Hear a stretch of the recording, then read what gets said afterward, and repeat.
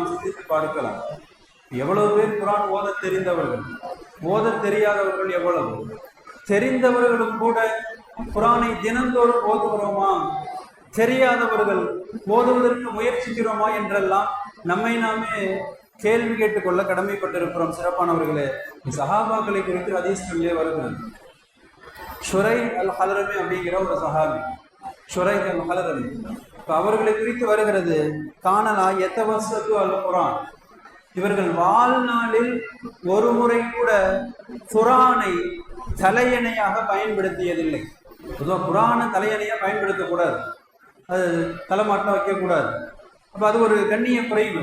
தலையணையை போன்று வைத்து குரானில் உறங்குவது யாருமே செய்ய மாட்டோம். ஆனால் என்ன வார்த்தை வருகிறது, இவர்கள் குரானை தலையணையாக பயன்படுத்தியதில்லை. அதன் விளக்கத்திலே சொல்லுகிறார்கள், இவர் ஒவ்வொரு இரவும் குரானை ஓதக்கூடியவர். ஏன்னா சில பேர் பரக்கத்துக்கானே குரானை வச்சிருக்கோம். நம்மள நிறைய பேர் அப்படித்தான், நம்மளால முழுக்க குரானை ஓதிக்கிட்டே இருக்கும். நம்மளால முடிஞ்ச கையோட குரானை தூக்கி பரன்ல வச்சிருவோம், இல்ல பீரோல பத்திரமா வச்சிருவோம், இல்ல தலைமாட்டில் பறக்கத்துக்காண்டி வச்சிருவோம்.